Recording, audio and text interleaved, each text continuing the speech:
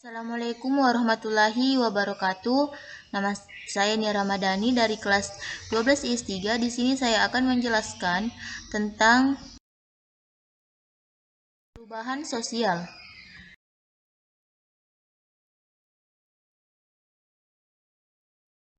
Apa itu perubahan sosial? Perubahan sosial merupakan salah satu tema besar dalam kajian studi sosiologi. Dalam perspektif sosiologi, perubahan sosial dipahami sebagai proses.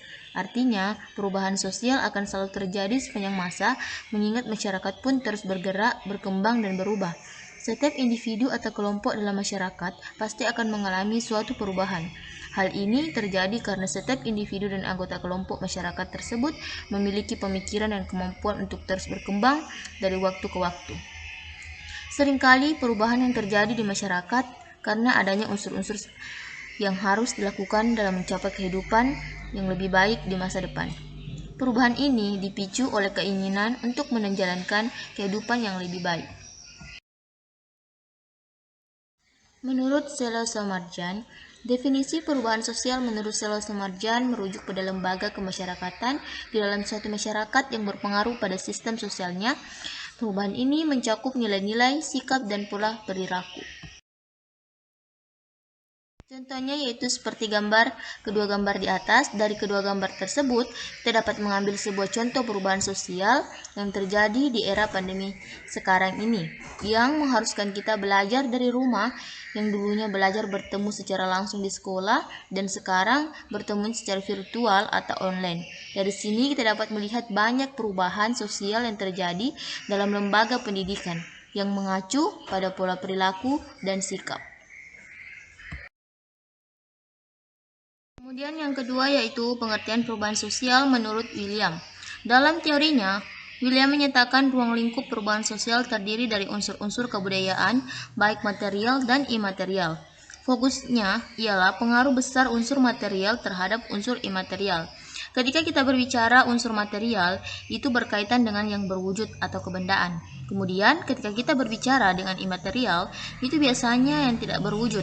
Contohnya seperti pola pikir, keyakinan, dan sebagainya. Fokusnya ialah pengaruh besar unsur material terhadap unsur imaterial. Contohnya ada perubahan teknologi. Sekarang ini kemajuan teknologi kita dapat menemukan gadget, internet, dan sebagainya. Kemudian, ini bisa berpengaruh pada imaterial, yaitu bagaimana pola pikir masyarakat kita sekarang ini yang mengalami perubahan yang sangat drastis. Kemudian, bagaimana masyarakat sekarang ini menggunakan teknologi yang jadinya ketika harus membeli sesuatu, harus datang di pasar kemudian membelinya menggunakan alat tukar uang tunai dan sebagainya. Dan dengan adanya kemajuan teknologi, pola pikir sebagian masyarakat berubah. Kemudian membeli secara online dan juga bisa menggunakan uang yang tidak tunai dan sebagainya. Dari penjelasan tadi dapat kita simpulkan bahwa perubahan sosial merupakan gejala pergeseran atau pergantian yang bersifat normal atau universal. Artinya perubahan ini penting dan pasti terjadi pada masyarakat apapun dan dimanapun sebagai suatu variasi dan cara hidup yang telah diterima, baik karena perubahan kebudayaan, material, ataupun perubahan penemuan baru dalam masyarakat.